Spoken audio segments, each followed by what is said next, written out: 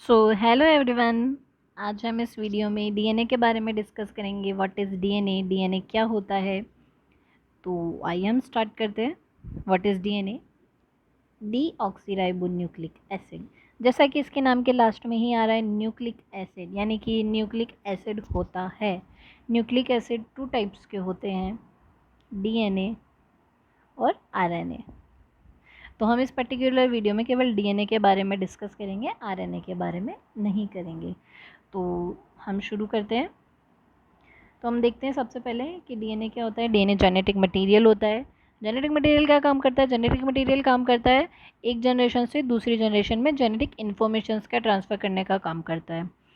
ठीक है, हमने ये देख लिया। अब ये प्रूफ कैसे हुआ कि डीएनए ही जेनेटिक मटेरियल होता है? इससे पहले ये माना जाता था कि प्रोटीन जेनेटिक मटेरियल होता है, डीएनए नहीं होता है।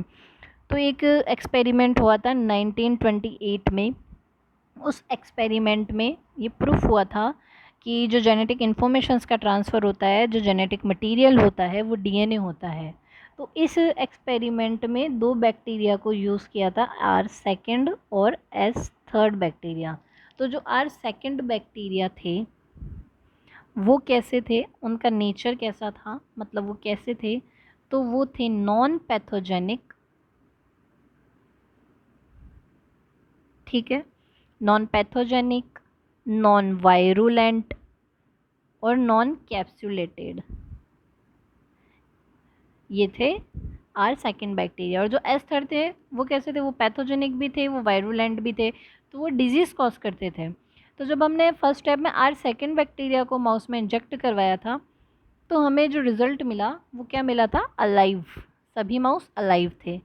फिर हमने जब एस थर्ड बैक्टीरिया को इंजेक्ट करवाया तो ड्यू टू निमोनिया सभी माउस हमें डेड मिले।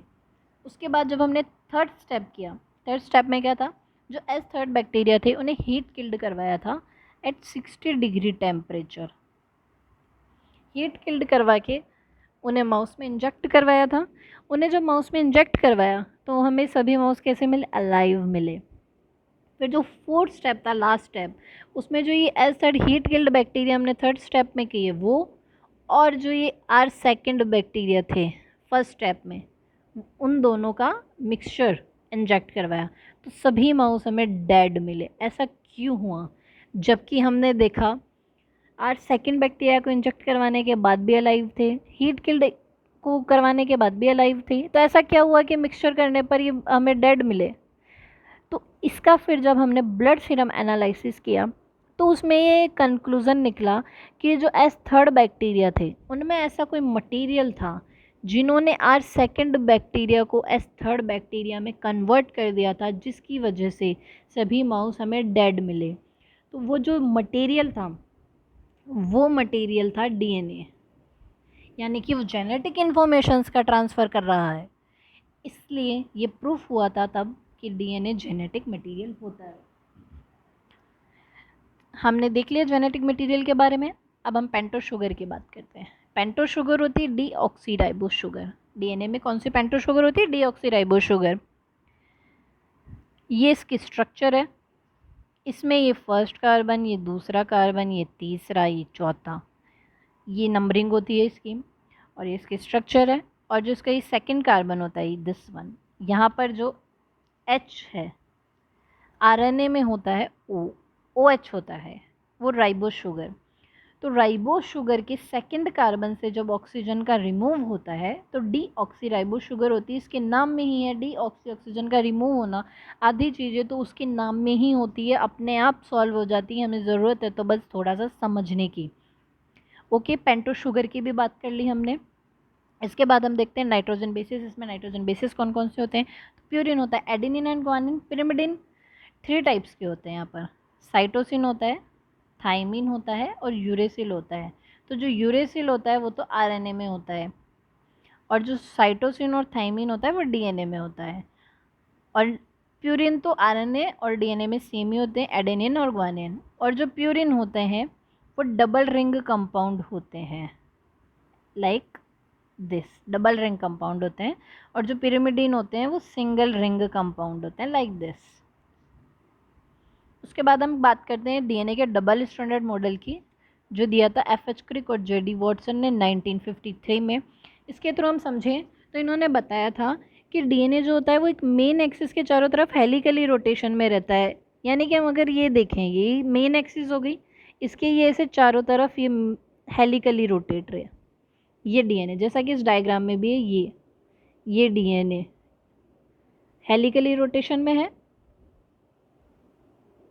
उसके बाद इसमें नाइट्रोजन बेसिस प्रेजेंट होते हैं। यहाँ पर नाइट्रोजन बेसिस कैसे कनेक्ट होते हैं? एडेनिन जो होता है वो हमेशा थाइमिन के साथ डबल बॉन्ड के थ्रू कनेक्ट रहता है, और जो साइटोसिन होता है वो ट्रिपल बॉन्ड के थ्रू ग्वानोसिन के साथ कनेक्ट रहता है। और जो ये मेन एक्सिस होती है, इसकी लेंथ की हम बात करें तो वो होती है 34 एंगस्ट्रॉम। ये इसकी मेन एक्सिस होती है, की लेंथ होती है। और जो इसका ये डायामीटर होता है, ये डायामीटर होता है 20 एंगस्ट्रॉम का। ठीक है, ये हमने देख लिया डबल स्ट्रैंडेड मॉडल के बारे में। अब हम इसके टाइप्स के बारे में देखें तो ए डीएनए, बी डीएनए, सी डीएनए, डी डीएनए जो होता है, ये चारों तो होते हैं राइट हैंडेड। कैसे होते हैं? Right handed. और जो ई डीएनए होता है ये अकेला होता है लेफ्ट हैंडेड। ये हमने टाइप्स के बारे में भी डिस्कस कर लिया। अब इसके बाद हम सिग्निफिकेंस की बात करें तो सिग्निफिकेंस सबसे पहला स्टार्टिंग में ही हमने डिस्कस किया था कि जेनेटिक मटेरियल होता है जो जेनेटिक इन्फॉर्मेशंस का ट्रांसफ़र करता है। उसके बाद ये जितनी जो भी सेल्स होती है उसमें जो केमिकल रिएक्शंस होती हैं उनका रेगुलेशन भी करता है। उसके बाद डीएनए से आरएनए का फॉर्मेशन करता है, यानी कि डीएनए क्या करता है? आरएनए बनाता है। ये जो प्रोसेस होती है डीएनए से आरएनए बनने की, ये होती है ट्रांसक्रिप्शन, जिसमें डीएनए से आरएनए बनता है। तो हमने यहाँ पर देख लिया, सब पूरा डिस्कस कर लिया कि डीएनए क्या होता है, जेनेटिक मटेरियल के बारे में देख लिया, इसके सिग्निफिकेंस के बारे में देख लिया, इसके टाइप्स के बारे में देख लिया, डबल स्टैंडर्ड मॉडल के बारे में देख लिया। तो ये था बेसिक्स, डीएनए के बेसिक्स के बारे में, डीएनए क्या होता है। आई होप आप सबको समझ में आया होगा। Thank you so much for watching this video.